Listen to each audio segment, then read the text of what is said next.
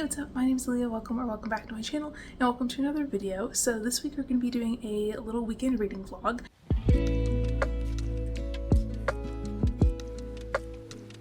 And I have some goals for this weekend, so let's talk about reading goals first. So first of all, I want to start my book club book for this month. So I run a book club called the Big Bad Booty Bitches Book Club, and this month for June we're reading Done and Dusted, and I really would like to start that in this vlog at least. I'm co-hosting with Allie from Allie Do Us Read, and she's amazing, and I really want to get a head start on our book club books. So that's the first thing I want to read. And also I'd like to read some kind of queer book because it is Pride Month, and so I have a few on my TBR that I am thinking about maybe picking up this weekend, and one of them is Delilah Green Doesn't Care by Ashley Herring Blake. So this has been on my TBR for a really long time. It has a really cute cover. It's sapphic, and I believe it's about two women who are going to a wedding. I think one of them is a bridesmaid, and the other one, Delilah Green, is going back to her hometown to go to this wedding, and I think it's like her stepsister's wedding, and she doesn't really like her stepsister, but she's just going because it's like a family affair, and they end up meeting, and I think they hit it off and have a little sapphic romance. So that sounds really fun. And then the other one that's on my TBR that's queer that I'm thinking about is a new 2024 release, and I think it's called Someone You Can Build a Nest In, and I found the audiobook on Hoopla, and I've been seeing a lot of good things about it online, so I'm thinking about picking that up. It's about this monster, and I'm not sure if the monster is a woman or if they're like non-binary or if they're gendered at all or what the deal is, but basically it's about this monster who has kind of been dormant for a long time, and then there's like some kind of like monster hunters or some sort of threat to the monster that comes about, and the monster like assembles all these things together and adds them to their body as like protection against these invaders, and the story kind of goes from there. And I think the monster gets injured and then has to seek help from this human woman, and I think the human woman assumes that the monster is also a human woman, but it's not, and the monster can like change forms, it seems like. And so originally the monster is like, oh, this human seems nice and like I want to lay my eggs in her. And so then once the babies are born, they'll like eat her from the inside out essentially, and she'll be like food for them. And so basically the monster wants to lay her nest inside this woman, and then she gets to know her more, and she's like, actually I genuinely like her and I don't want to hurt her. And I think they have some sort of like monster romance. Not really sure. Very interesting vibe and synopsis. So I'm thinking about picking that up, and I also want to finish my TBR board game this weekend because I started it a few months ago and I already painted like this big piece of cardboard and put all the little squares on it because it's gonna look kind of like the Candyland board game, but I need to decorate it because I want it to look like a magical fairy forest. So I went to Michael's and I got a bunch of craft stuff, so I kind of want to do some crafting this weekend, and I'm thinking about listening to the audiobook for Someone You Can Build a Nest In while I'm working on my TBR board game and finishing it up and showing you guys the whole process. And those are kind of like the main goals. I also need to finish editing another video. I'm working on a video that's a little bit different right now, that's like a style thrifting, a new wardrobe kind of video, and I'm really excited about it. So I've been editing it a little bit yesterday on Friday, and so I need to finish up editing that and then put that up and schedule it and everything. So that's kind of what I'm working on this weekend, and I thought I would just bring you along with me. I want to try doing more like casual vlogs that are maybe shorter in length and shorter for me to film and edit and everything, because usually I do really long themed vlogs which are really fun, but I want to do something that's a little bit more casual and just bring you along for like a chill weekend and show you like me playing with the cat and just kind of hanging out with Peyton and reading and doing fun bookish stuff. So that's the plan, and I will update you probably when I've read something. I think I'm gonna go make some lunch and then I'm gonna start on the TBR board game.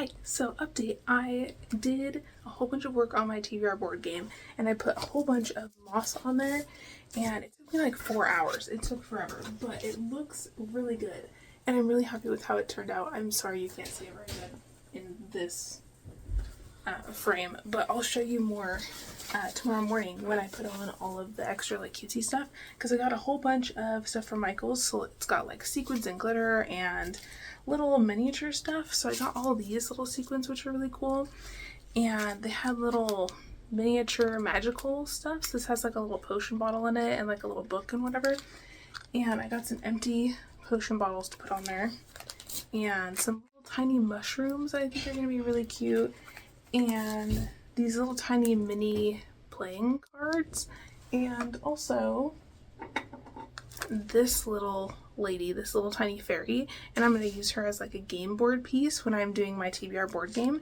And the reason why I wanted to get this done is because I really want to use this for my summer TBR and I want to film it soon. And so I've been really trying to get this finished and I'm really excited with how it's going so far. The moss was really messy, like way more than I thought. It had like little sticks in there and stuff too. So I had to figure all that out, plus the glue. It kind of like stained my fingers a little bit green, if you could see that.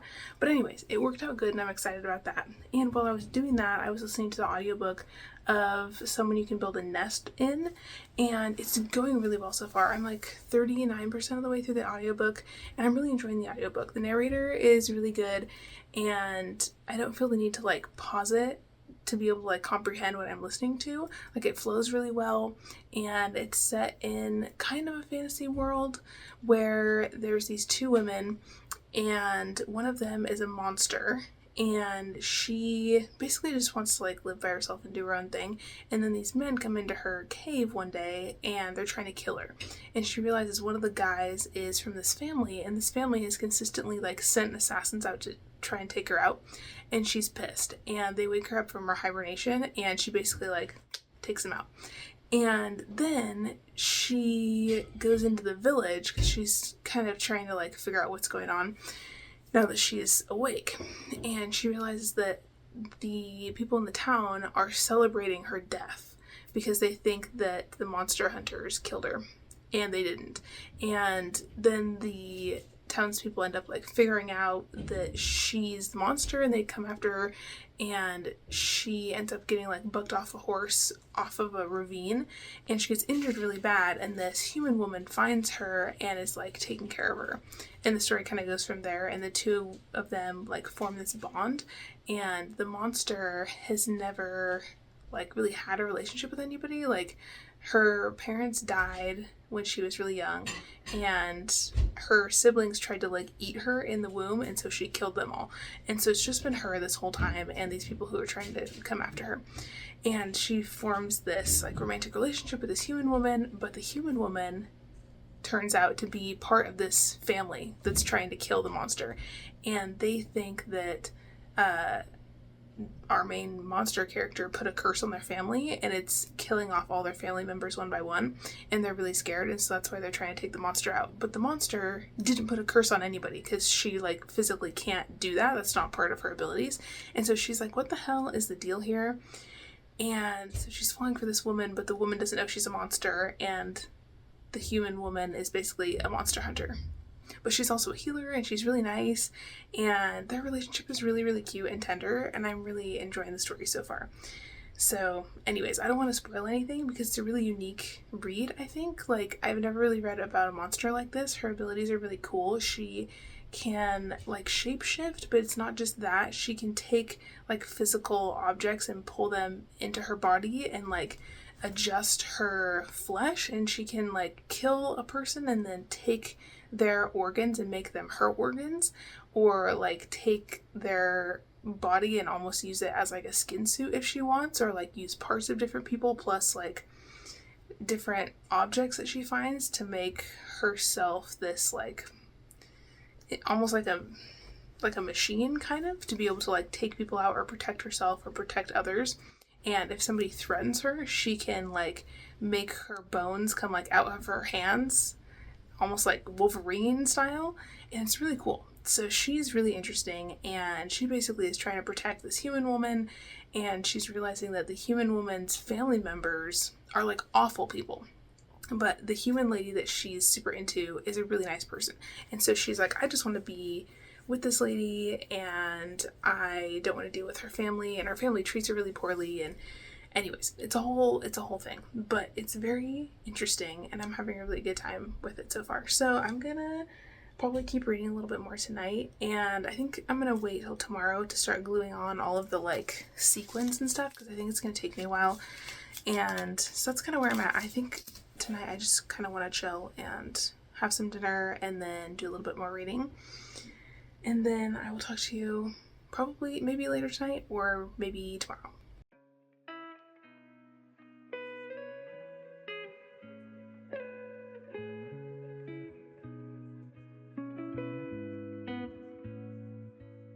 Hi. Good morning. Hey. Hi, sweet pea. What are you doing? Oh, cutie patootie. Oh, good morning, baby. Good morning, my baby. My little sweet pea. Are you purring? Are you gonna purr about it? Yeah. Oh, yeah. Yeah. He does this every single morning.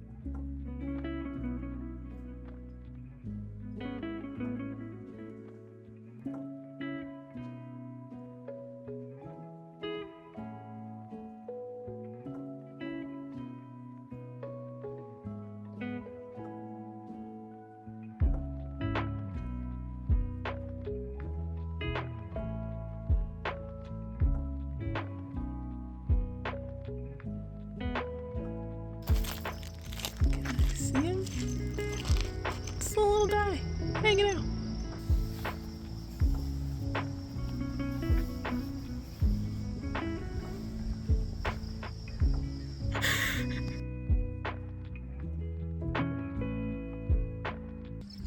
Hey, Beach. Hey, Beach. You got a cool herbicide hat on, Beach.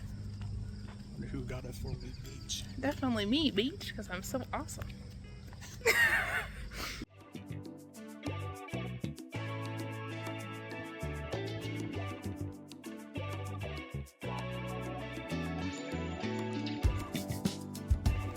Hi. What's up, Ragamuffin? Oh, yeah. Oh, yeah.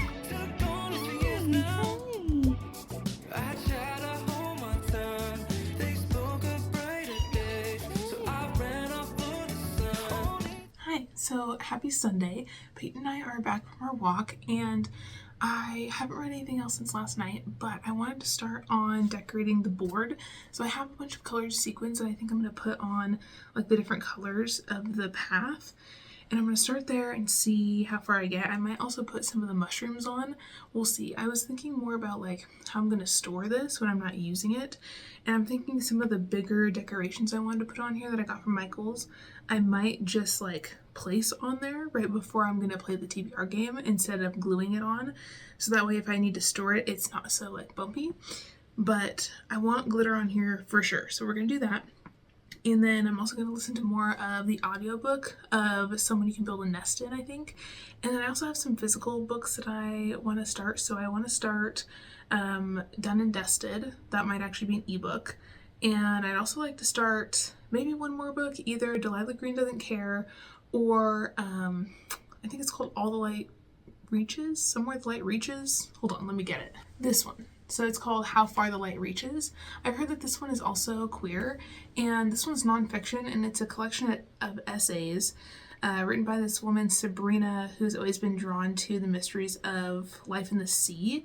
and particularly creatures that can manage to survive in hostile and remote environments. And so each essay in here is about a different sea creature. And so I think there's one about an octopus and some other things. But I remember I got this as an ARC when I used to work at the bookstore, and I still haven't picked it up, but I've heard really, really good things about it on Instagram.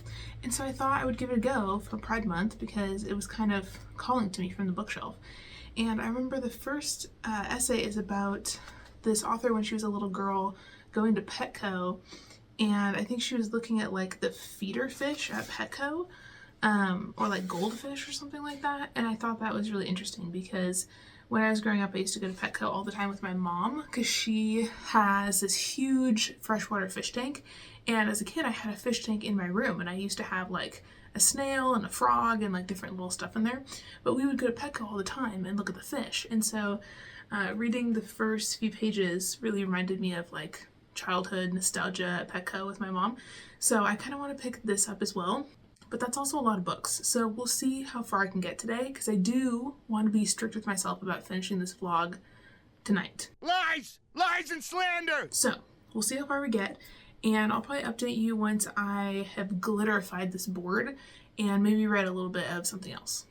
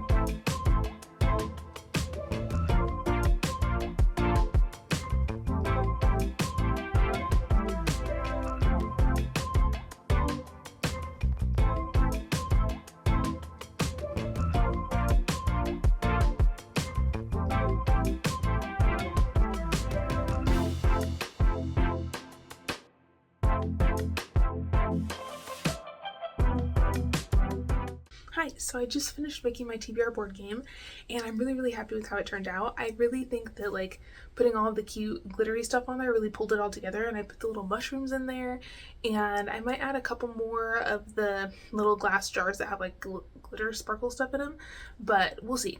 So I kind of made the whole board with cardboard and the paper and the paint and everything, and then I put the glitter on, and then all of the bigger stuff I just put on there. I didn't glue it on, so I can arrange it differently later if I want to like have a slightly different theme or whatever.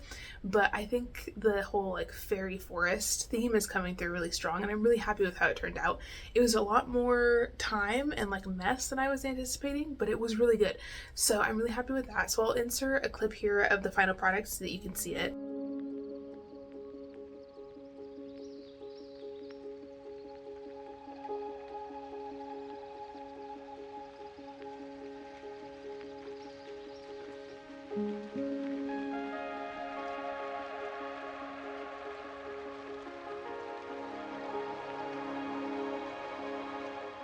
And then in terms of reading, I am now 76% of the way into Someone You Can Build a Nest In, and I'm really, really enjoying it so far. I think right now it's sitting at like a 4.5 out of 5 for me.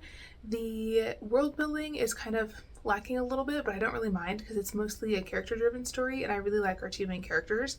And the plot is kind of picking up a little bit, so right now, we're at a point where our main character, the monster lady, is learning more about the human lady Homili's family and getting to know her siblings and her mom, and they're awful people. Like, her siblings genuinely, well and truly, are so cruel, and to Homily and to everyone else.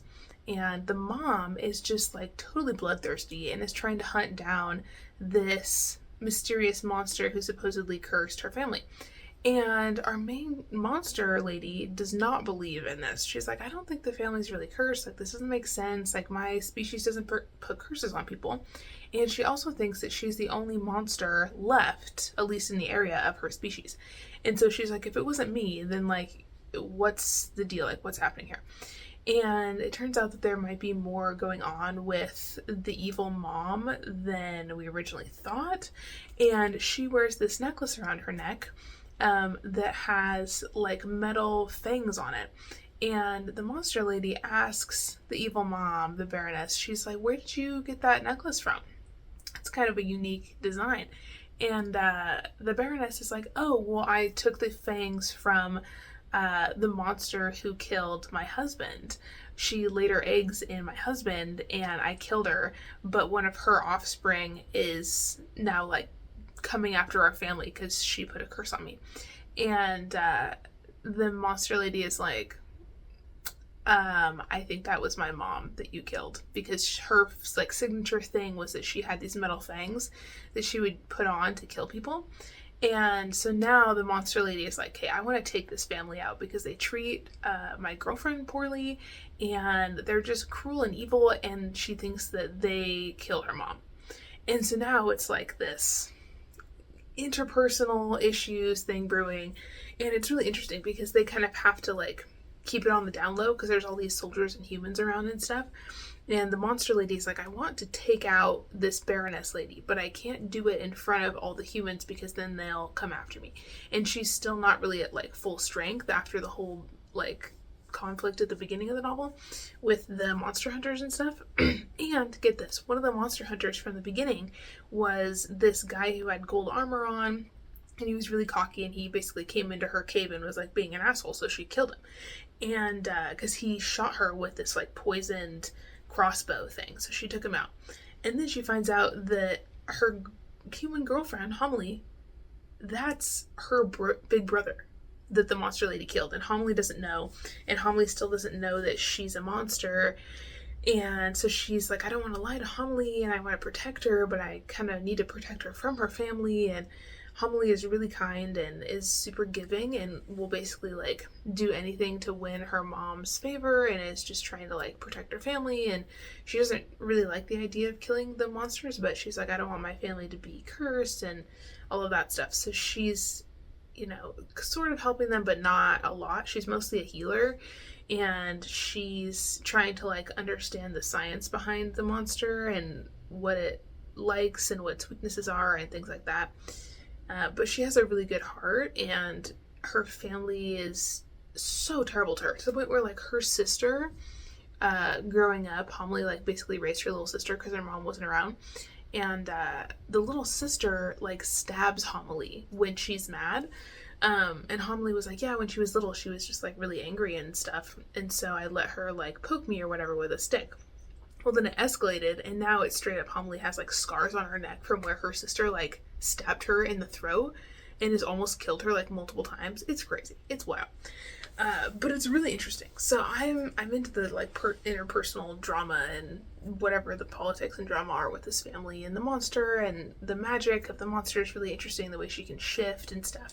And now there's also something else that's attacking like the family, because our monster lady was hanging out at the camp because they're basically on this manhunt to find this mysterious monster, which the monster's literally right next to him, but whatever. They don't know that. And so she's kind of going on this hunt trip basically, where they're kind of camping out at different places trying to track the monster down to kill it. And while they're on this journey, they get attacked by a different monster that's not our narrator, and she's like, what the hell is that? I've never seen that in my life.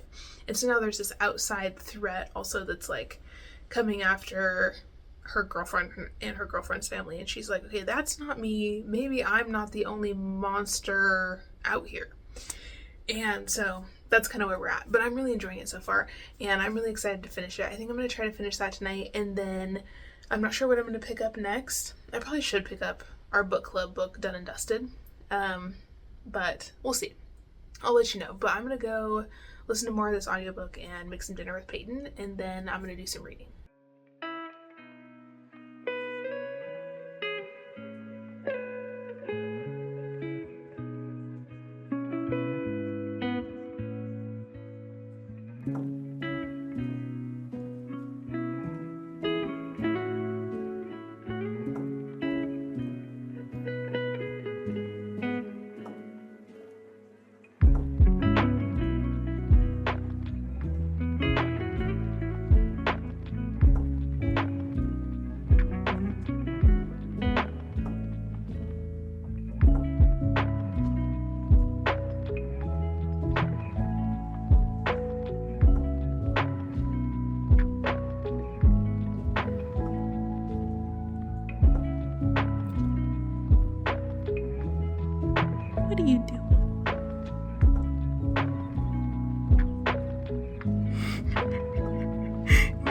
like a flower. He's never seen a flower before. Oh, is it your flower now? Frank, you're such a good man. Oh. He's like, I think I'll take that. Thank you very much. He's stealing my flower.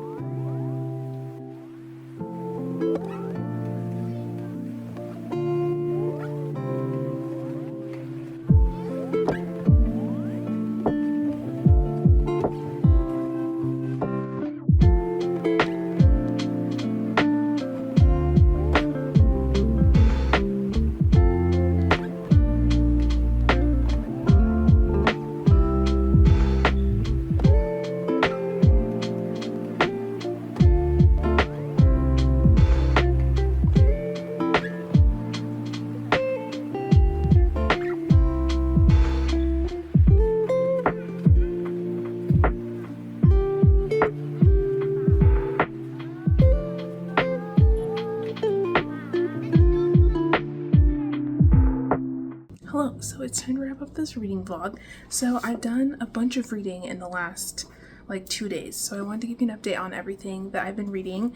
So first of all, I am almost done. I'm like 2/3 of the way through this book called How Far the Light Reaches. So this is a nonfiction collection of essays, and it's following our narrator Sabrina, who is super into like marine biology, and each essay in here follows a different sea creature, and she basically finds ways to like connect the way that the creature like moves through the world to stories about her own life. And so a lot of them have like themes that are similar to the way that the sea creatures behave and stuff like that, and it's fabulous. It's super well written and lyrical and interesting, and I've been super engrossed in this book, and each of the stories have been really good. So there's one about feral goldfish that was really interesting, and there's another one about this octopus who was a mom, and she like laid her eggs, and then apparently this kind of octopus like starves itself, and they do that in order to like be able to protect their kids.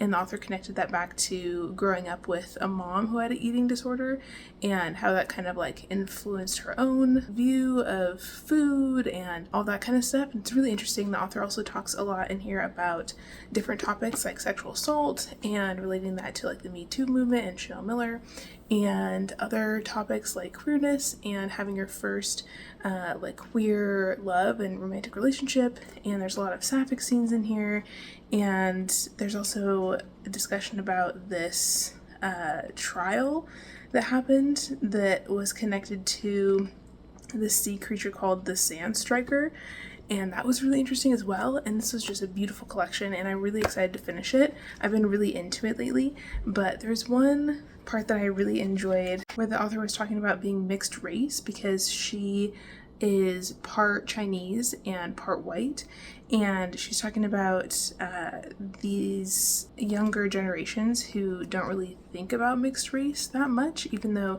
they are also like part Asian, because she said growing up like it was a big thing for her and her mom really just tried to like make her life as easy as possible.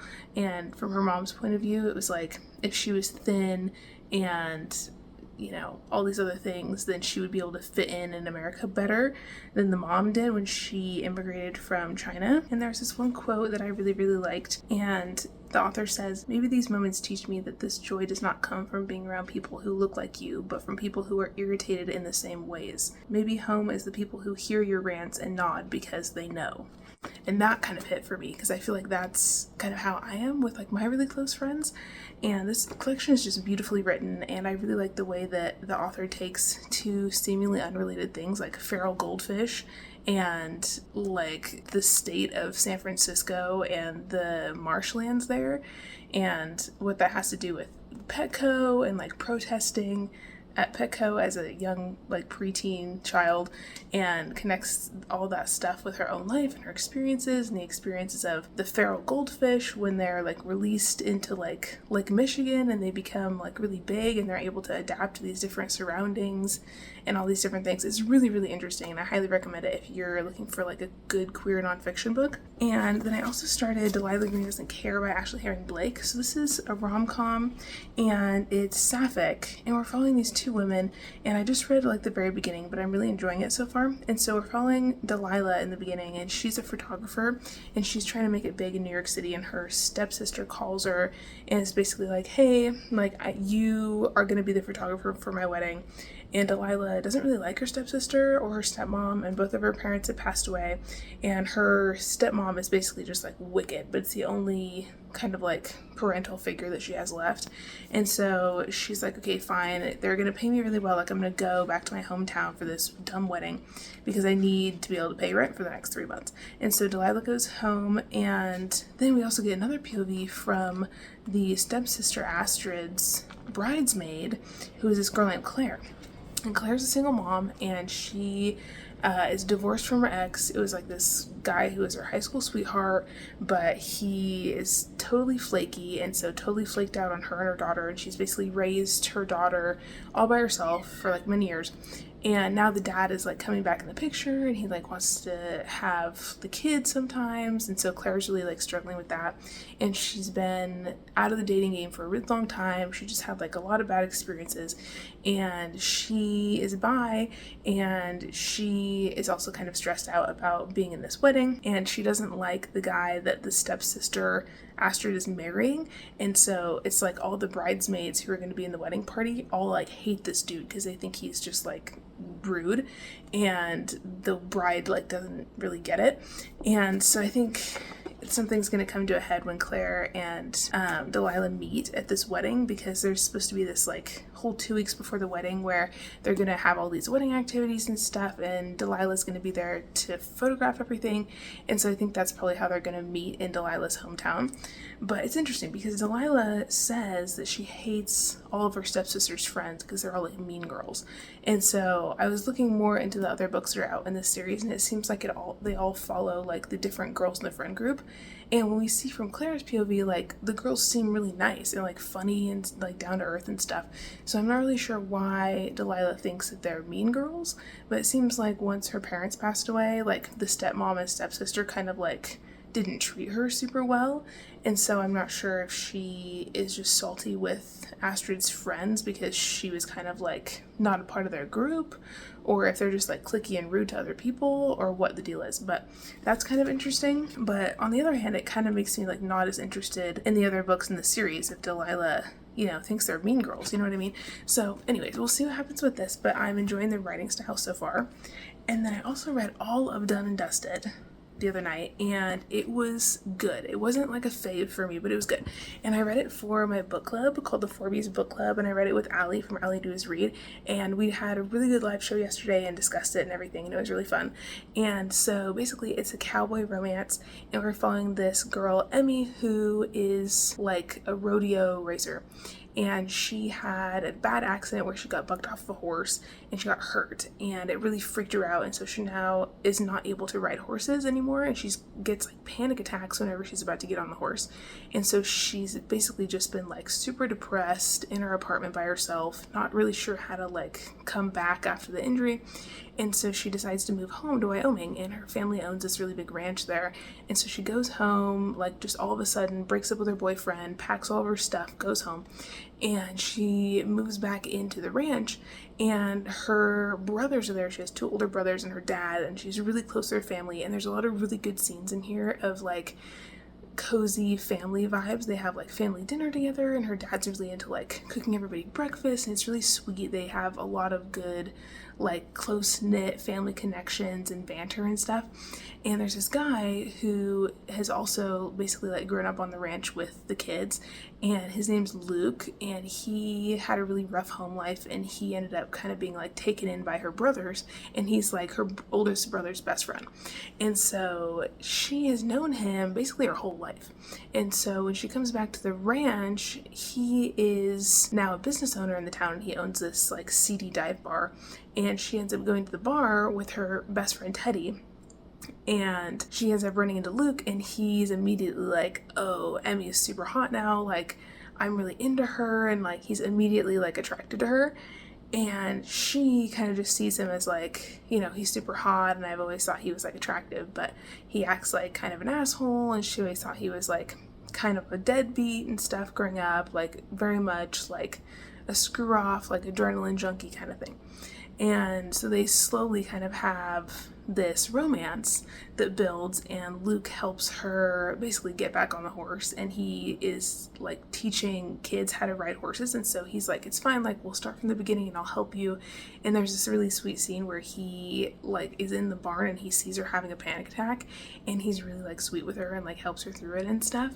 And so I really liked the tender moments with him, and I love the side characters in here. We have her best friend Teddy, who is a total spitfire, and it seems like she and the oldest brother Gus are gonna have a romance, and so they have really good banter. And her middle brother Wes is really sweet too. He's like a golden retriever kind of guy, and he has a big dog, and he's really cute. So I think that I'm interested in continuing on with the series, and I'm excited about that. But there's kind of a few things in Done and Dusted that I didn't super love. So for me, the spicy scenes were not like super great. Like there's just some of the like dirty talk like did not hit for me in terms of like the word choice that the author used. It like kind of pulled me out of the story, and I didn't super love that aspect of it. And it was kind of like we had all these build up moments to the spicy scenes, and then the spicy scenes didn't really hit, and so it kind of threw off the vibes for me. But I think I'd probably give it like a 3.5 stars overall. So I liked it, and I'm interested in like continuing, and I like the build up of this world that the authors created and stuff. But this one didn't hit super hard for me in terms of it being like a fave romance or whatever, but it was good, and I did enjoy it, and it was a really fast read. And so I decided to pick up book 2 in the series, and I think I'm gonna like buddy read this with Allie because she wants to read it too. And this one I think I'm already liking better than Done and Dusted. And basically we're following the second brother Wes, and he's like the golden retriever kind of guy, and he's super duper sweet, and he is working on building this like guest ranch, kind of like a bed and breakfast almost, like on the ranch property that the family owns. And he's hired this woman who's like a interior designer kind of gal from the big city to come to Wyoming and help him restore this super old building on the property into this like guest house basically. And so she gets to town, and she goes to the dive bar that Luke owns from book 1, and she is just like kind of prepping because she's supposed to have a meeting with Wes the next morning, and they've been emailing for months about this project and stuff.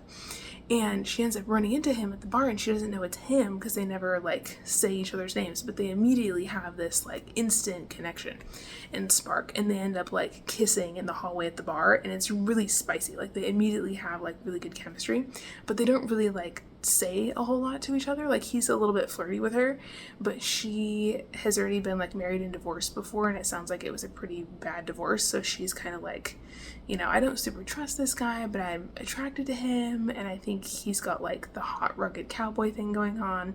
And he has this dog with him in the bar, and the dog immediately comes up and is like licking her and stuff, and it's really cute. Like you can tell the dog likes her.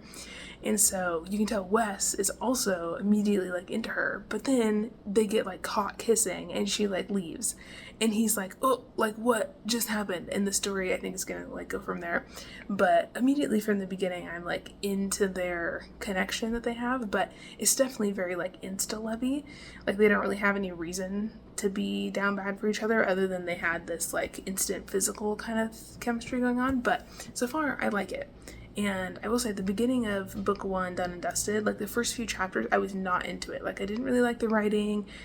It wasn't really for me. But this second one from the jump, I'm into it. So I think that's really promising. And then I was also reading Someone You Can Build a Nest In, and I'm still working on the audiobook for that. I haven't gotten any farther in that one, but I'm going to finish that one soon too. So I read all of one book and started a few others, and everything that I read I enjoyed. So overall I think it was a really successful reading vlog. So if you like this video, make sure to like and subscribe if you want to see more videos from me. And I'm going to have some Summerween readathon videos coming out really soon later this week, so make sure that you subscribe so that you don't miss any of those. And thank you so much for watching, and I'll see you in another video very soon. Bye!